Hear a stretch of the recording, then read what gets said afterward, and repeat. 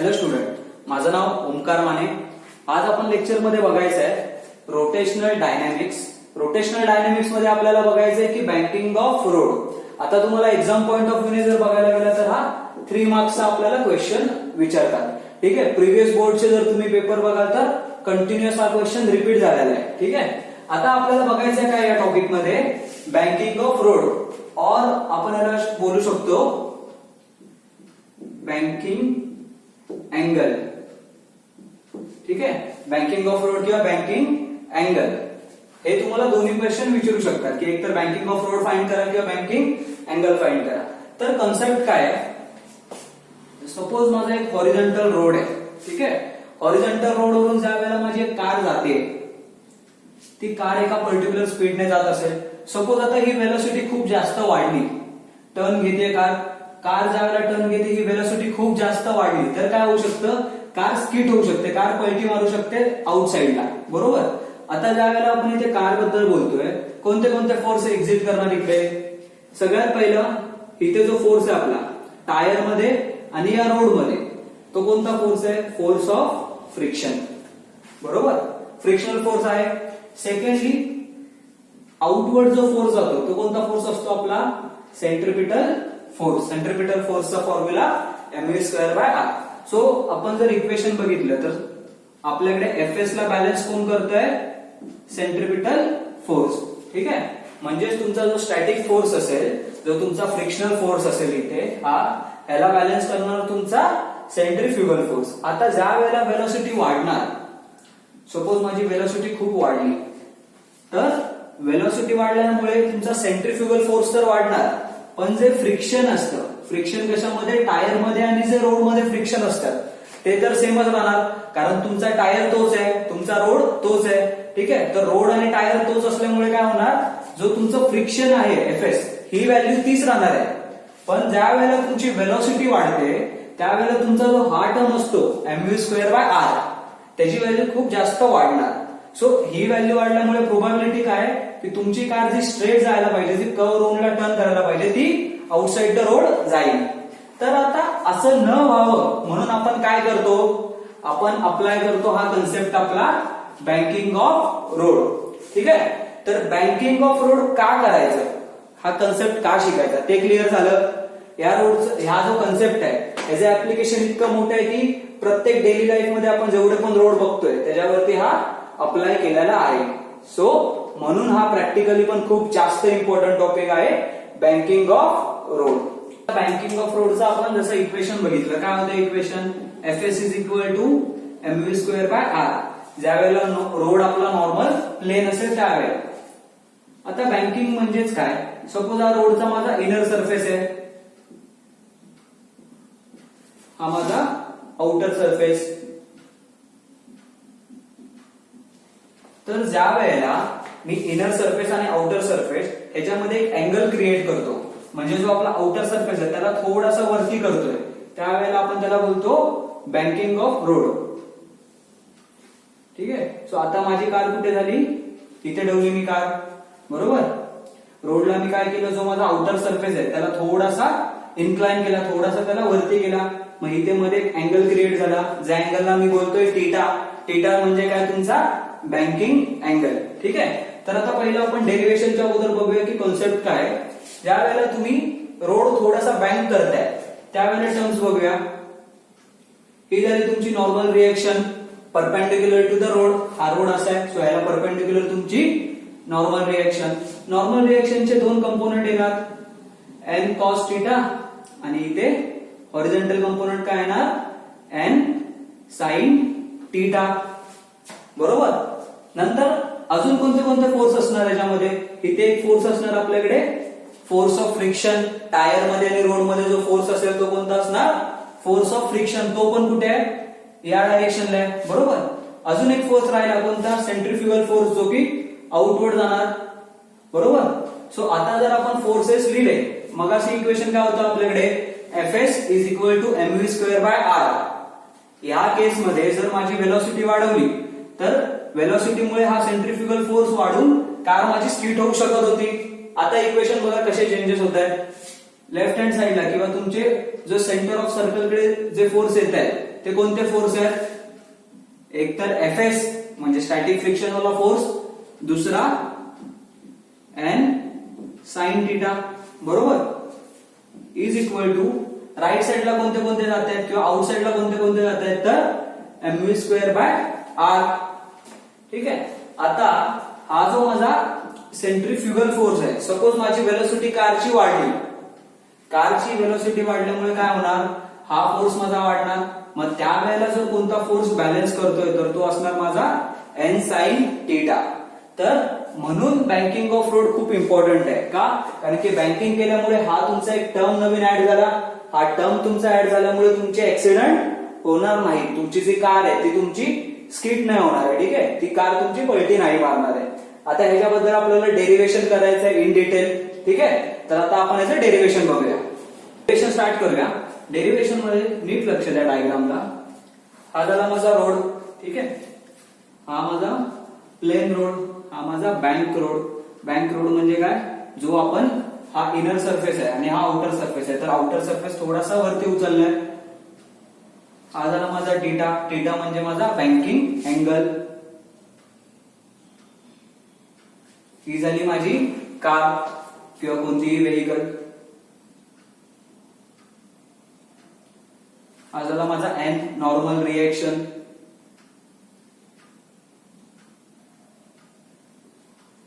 हे माझं झालं वेट mg. ठीक आहे, mg वेट कुठे येणार, तर डाऊनवर्ड डायरेक्शनला. आता हा जो n आहे याचे दोन कंपोनंट होणार, n cos थिटा आणि सेकंड n sin थिटा. काय काय दिलेलं आहे, mg माझा नेट डाऊनवर्ड फोर्स आहे, n cos थिटा माझा नेट अपवर्ड फोर्स आहे. ठीक आहे, n sin थिटा माझा हॉरिझॉन्टल इनवर्ड फोर्स आहे. सो बाहेरच्या साईडला कोणता फोर्स चालला माझा, सेंट्रीपिटल फोर्स. mv²/r माझा आउटवर्ड फोर्स आहे. ठीक आहे, हे झाले माझे फोर्सेस. आता आपण लिहून घेऊया. सगळ्यात पहिलं n cos थिटा.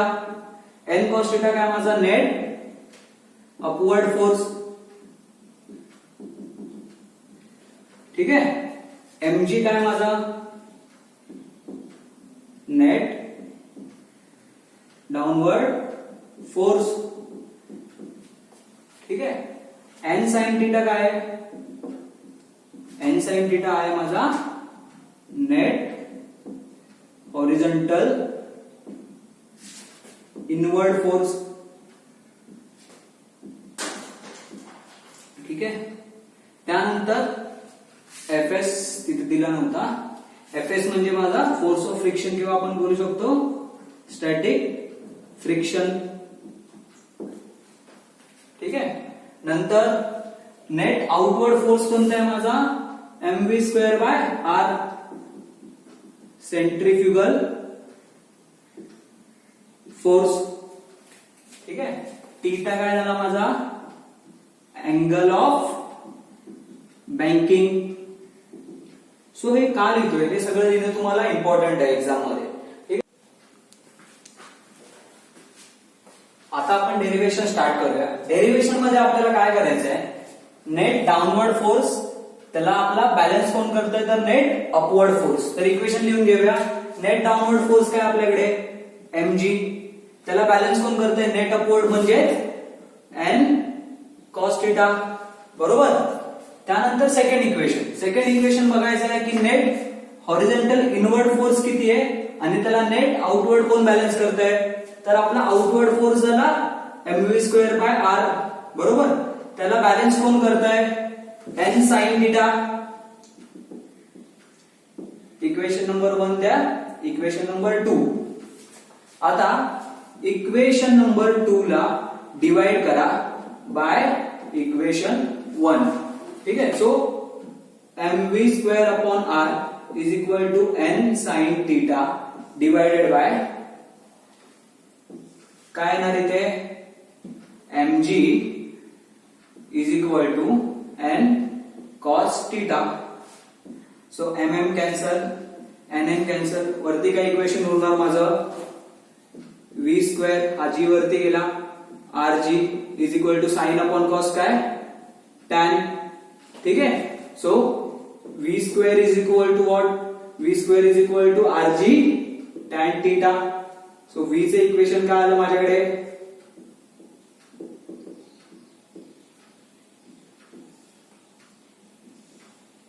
ही झाली माझी वेलोसिटी, एक पर्टिक्युलर वेलोसिटी, एक स्टँडर्ड वेलोसिटी ज्याने की ही तुमची कार किंवा ही तुमची व्हेकल पुढे चालायला पाहिजे.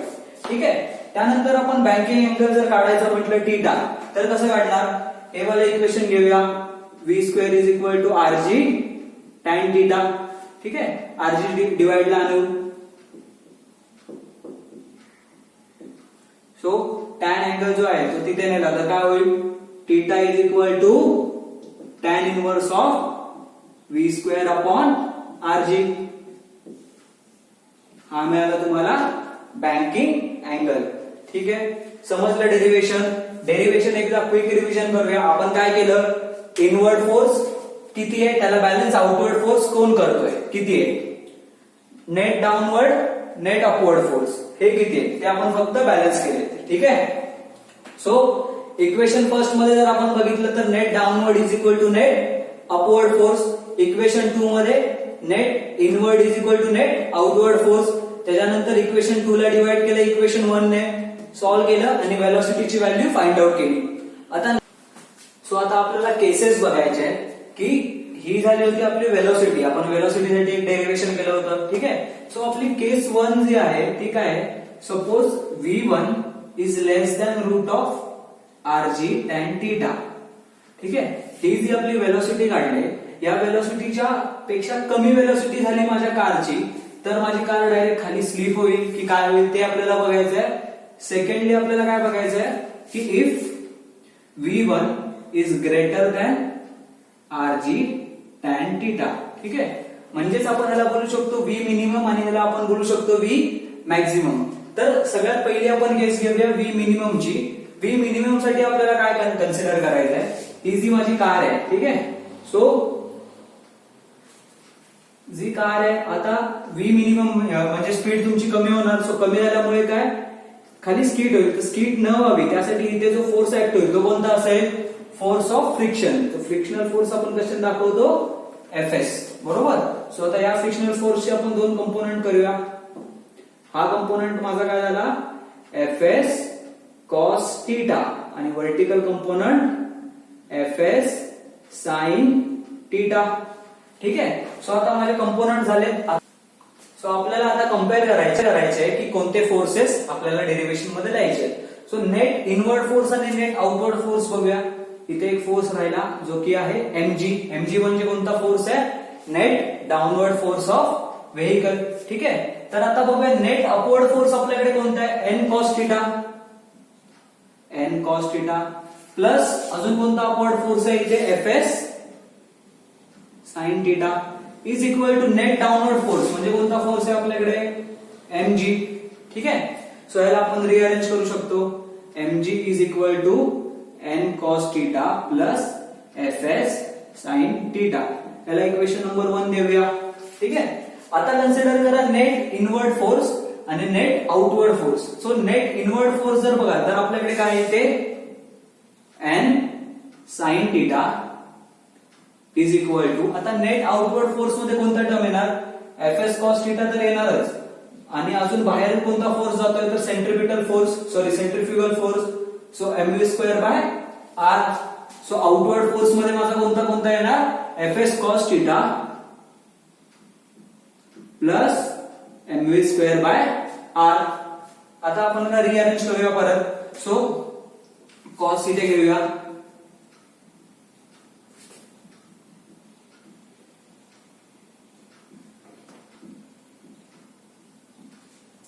ठीक आहे. याला रिअरेंज करूया. काय होणार मग, mv square upon r is equal to n sin theta minus Fs cos theta. याला इक्वेशन नंबर 2 देऊया. ठीक आहे. इक्वेशन नंबर 1 काय झालं तुमचं, mg is equal to n cos theta plus Fs sin theta. Equation number 2 हे झालं. आता काय करायचंय, इक्वेशन 2 ला डिवाइड करा इक्वेशन नंबर 1 ने. ठीक आहे. सो इक्वेशन 2 काय आपला, mv square by r is equal to n sin theta minus divide by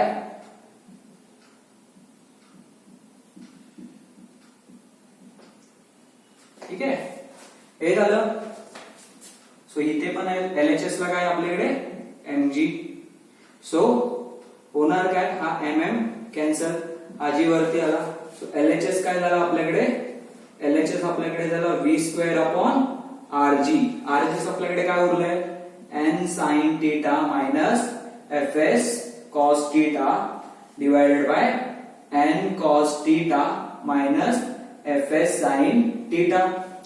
आपण हॉरिझॉन्टल रोड वाले डेरिव्हेशन मध्ये इक्वेशन काढलं होतं, fs is equal to μs into n. ठीक आहे. सो fs ची व्हॅल्यू काढली होती आपण हॉरिझॉन्टल रोड वाल्या इक्वेशन मध्ये, ही व्हॅल्यू आपण इथे आता सबस्टिट्यूट करूया. So v² upon rg is equal to n sin theta minus काय इथे μs into n cos theta divided by n cos theta minus μs into n sin theta. ठीक आहे. So n cancel, n cancel. आता हे जे equation आहे, या इक्वेशनला आपण डिवाइड करूया cos theta ने. ठीक आहे. सो बघा काय होणार, cos theta ने डिवाइड केलं की sin theta upon cos theta. ठीक आहे, minus μs cos theta upon cos theta divide by cos theta upon cos theta minus μs sin theta upon cos theta. ठीक आहे. सो हे जर तुम्ही सॉल्व्ह करा तर काय होणार आहे, cos cos cancel, cos cos cancel. So v² upon rg is equal to sine upon cos काय होतं, tan theta minus μs divide by cos cos cancel. So 1 minus μs sine upon cos tan theta. बरोबर. So आता हे value कशाची आली, v² upon rg. So v² ची value काय येणार आहे यातून, v² is equal to rg bracket मध्ये tan theta minus μs 1 minus μs tan theta. ठीक आहे. सो ही झाली माझी v² ची व्हॅल्यू. v ची व्हॅल्यू काय येणार, सो v च्या व्हॅल्यू साठी मी स्क्वेअर रूट मध्ये हे लिहिणार rg tan theta minus μs divided by 1 minus μs tan theta. ठीक आहे. सो जर तुम्ही हे इक्वेशन बघितलं, v is equal to rg tan theta minus μs 1 minus tan theta, हे आपल्याला इक्वेशन मिळते एक वेलोसिटीचं. ठीक आहे. तर आता ह्या इक्वेशन वरून आपल्याला बघायचंय की केसेस काय आहेत ते. सो केस 1 मध्ये तुम्हाला वेलोसिटीचं इक्वेशन समजलं की काय आलं, वेलोसिटीचं इक्वेशन आलं v is equal to rg tan theta minus μs 1 minus μs tan theta. ठीक आहे. सो हे इक्वेशन झालं आपलं वेलोसिटीचं. ठीक आहे. फक्त याच्यामध्ये एक हे झाले, मिस्टेक झाले की जसं तुम्ही इक्वेशन मध्ये बघू शकता n cos theta plus sin theta. So इथे सर्वीकडे डिनॉमिनेटर मध्ये प्लस साइन आहे. ठीक आहे. सो इथे आन्सर फायनल v इथे 1 प्लस येणार. ठीक आहे. सो वेलोसिटीच्या टर्म जो आहे ते इथे प्लस आहे. समजलं. तर फक्त साइनची एक मिस्टेक झाली होती. सो आता नेक्स्ट आपल्याला बघायचंय की केस काय आपल्याला जे स्टडी करायचंय. सो कन्सिडर करूया, जर तुमची वेलोसिटी v1 ही तुमची लेस असेल rg tan theta पेक्षा, म्हणजेच हा जो तुमचा टर्म आलेला आहे tan theta मायनस μs, हा जर μs ग्रेटर दॅन किंवा इक्वल टू असेल tan theta. ठीक आहे. सो हा टर्म काय होणार, tan theta minus tan theta 0. So हा पूर्ण टर्म झाला तुमचा 0, म्हणजे v मिनिमम ची व्हॅल्यू काय आली तुमची 0. ठीक आहे. जी आपली फर्स्ट केस आहे की v मिनिमम किती असेल, तर v मिनिमम 0 असेल, म्हणजे ही कार तुमची स्टेबल असेल. तर आपल्याला याच्यावरून काय करायचं, जरी v मिनिमम 0 असेल तरी पण माझी कार खालती नाही येत आहे. आता माझी कार खालती का नाही येत आहे, कारण की इथे फ्रिक्शनल फोर्स ऍक्ट होतोय.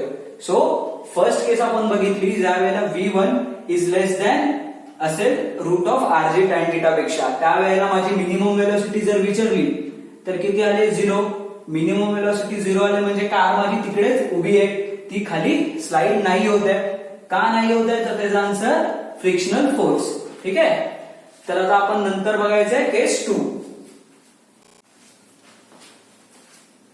सो स्टुडंट्स आता आपण फर्स्ट केस बघितली होती. आता आपल्याला नेक्स्ट काय बघायचं, सेकंड केस.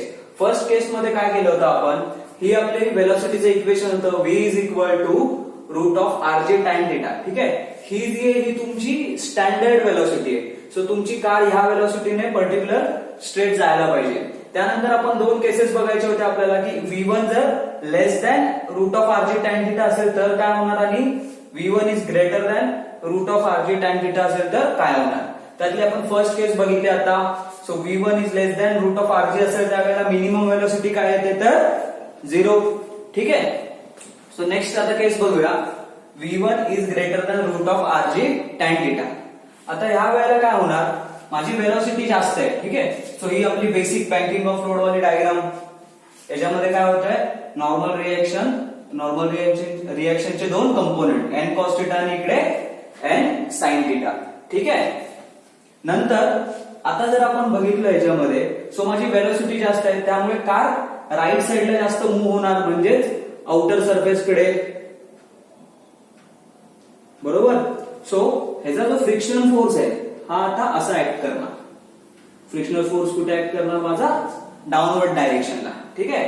फ्रिक्शनल फोर्सचे आपण दोन कंपोनेंट काढूया. हा थिटा आहे, सो माझा हा एक कंपोनेंट आला आणि हा एक कंपोनेंट आला. हा जो कंपोनेंट असेल तो कोणता असेल, हा झाला माझा थिटा, हा झाला माझा थिटा. सो हा माझा कंपोनेंट F cos थिटा, जो डाऊनवर्ड आलाय तो F sin थिटा, FS ला इथे. ठीक आहे. अजून एक कोणता कंपोनेंट डाऊनवर्ड येणार आपला, मास म्हणजेच आपलं वेट mg. तर आता जसं आपण अगोदरच्या डेरिव्हेशन मध्ये केलंय तसंच इकडे पण करायचं आहे आपल्याला. फक्त इनवर्ड फोर्स आउटवर्ड फोर्स त्याला बॅलन्स करायचा आहे. ठीक आहे. डाऊनवर्ड फोर्स आणि अपवर्ड फोर्स त्याला बॅलन्स करायचा आहे. तर सगळ्यात पहिला आपण बघूया की डाऊनवर्ड आणि अपवर्ड फोर्स कोणता आहे. डाऊनवर्ड फोर्स बघा कुठे आहे इथे mg.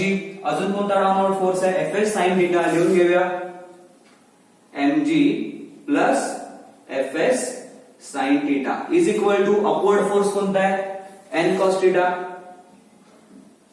ठीक आहे. सो आता मी रिअरेंज करतो, mg is equal to n cos theta minus fs sin theta. याला इक्वेशन नंबर 1 द्या. ठीक आहे. Net downward is equal to net upward हे झालं. Net inward is equal to net outward बघायचं आता आपल्याला. तर आउटवर्ड इथे फोर्स कोणता येतो, नेहमीप्रमाणे आपला centrifugal force mv² by r. ठीक आहे. सो आता इनवर्ड फोर्स बघूया कोणता कोणता इकडे inward force, fs cos theta आणि हा n sin theta. So outward force कोणता आपला centrifugal force mv² by r आणि इनवर्ड फोर्स कोणता आपला fs cos theta plus n sin theta. ह्याला इक्वेशन नंबर 2 दिलं. ठीक आहे. आता डिवाइड करा इक्वेशन 2 ला 1 ने. Divide equation 2 by 1. ठीक आहे. 2 ला जर 1 ने डिवाइड केलं तर काय होणार, mv² upon r divided by mg is equal to fs cos theta plus n sin theta minus divided by n cos theta minus fs sin theta. ठीक आहे. सो हे तुमचं आता इक्वेशन आलं. हे इक्वेशन मध्ये काय काय होणार, हा mm कॅन्सल. ठीक आहे. सो लेफ्ट हँड साइडला काय येणार, v² अपॉन rg. बरोबर. या इक्वेशनला आता आपण काय करायचंय, fs च्या इथे सबस्टिट्यूट काय करू शकतो आपण, अगोदर आपण बघितलं fs is equal to μs into n. So substitute करूया, μs इंटू n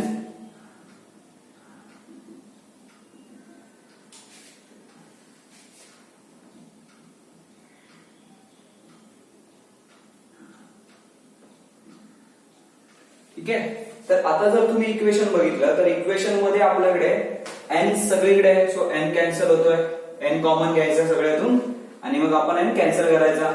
नेक्स्ट आपल्याला काय करायचं आहे, त्या इक्वेशनला डिवाइड करायचं आहे कॉसने. सो इक्वेशन काय आलं आपल्याकडे, v square upon rg is equal to μs into cos theta minus sine theta divided by cos theta minus μs sine theta. So या पूर्ण इक्वेशनला आपण डिवाइड जर केलं कॉसने तर काय होणार, कॉस अपॉन कॉस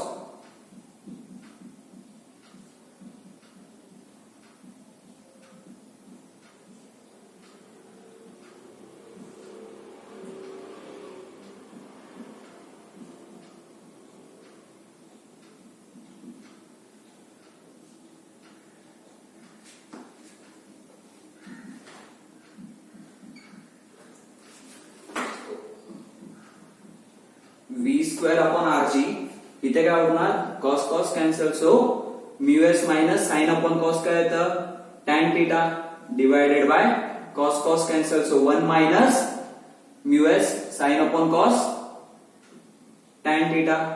ठीक आहे, सो हे झालं तुमचं इक्वेशन, बरोबर. आता ह्याच्यामध्ये इथे बघा मिस्टेक आहे, कॉस प्लस आहे, सो इथे वरती प्लस साइन येते. ठीक आहे, सो हे झालं आता आपलं इक्वेशन. आता या इक्वेशन मधून आपल्याला काय करायचं आहे, v स्क्वेअर ची व्हॅल्यू काढायची. सो v स्क्वेअर काय येणार, rg त्या साईडला गेला, rg μs plus tan theta divided by 1 minus μs tan theta. ठीक आहे, आता आपल्याला इकडे केस कन्सिडर करायची आहे. इफ समजा आपण μs ला कॉट थीटा कन्सिडर केला, काय कन्सिडर केला, कॉट थीटा, आणि जो थीटा अँगल आहे तो greater than or equal to 45 degree. ठीक आहे, केस समजली. केस काय आपली, की आपण μs ला कॉट थीटा कन्सिडर केलाय आणि जो थीटा आहे तो ग्रेटर दॅन किंवा इक्वल टू आहे 45 डिग्री. ठीक आहे, सो आता इक्वेशन बघा काय होईल, v स्क्वेअर आहे, सो आपल्याला आता v ची व्हॅल्यू पाहिजे, तर हे सर्व रूट मध्ये जाणार, rg μs plus tan theta divided by 1 minus μs tan theta. ठीक आहे, सो आता आपण काय कन्सिडर केलंय, μs च्या इथे कॉट थीटा,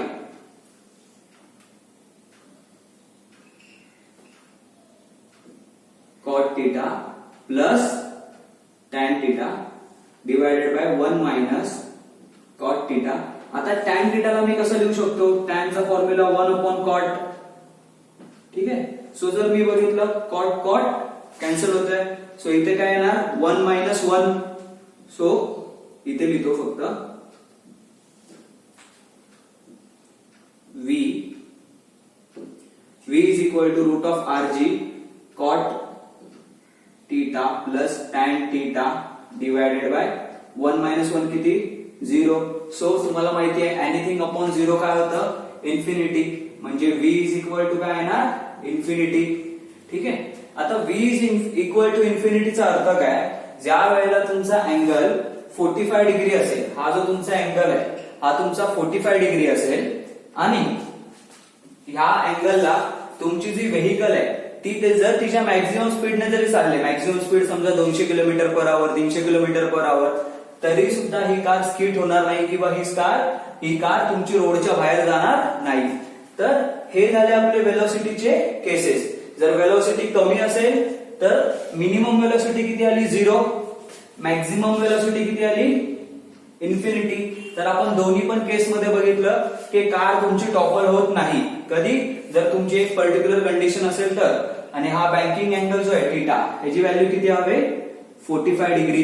ठीक आहे, सो ज्या वेळेला हा बँकिंग अँगल 45 डिग्री असेल त्यावेळेला तुमची कार कोणत्या पण वेलोसिटीने गेली, मॅक्झिमम वेलोसिटीने जरी गेली तरी सुद्धा ती टॉपल होणार नाही. ठीक आहे, आजचा व्हिडिओ तुम्हाला कसा वाटला नक्की सांगा, खाली कमेंट करा, मेसेज करा. या तुम्ही चॅनलला सबस्क्राईब करा. अजून पुढची पूर्ण एक सिरीज चालू करायची आपल्याला, पुढचे सगळे चॅप्टर वरती व्हिडिओ बनवणार आहे. ठीक आहे, तर तुम्ही कमेंट करा, लाईक करा आणि महत्वाचं म्हणजे सबस्क्राईब करा.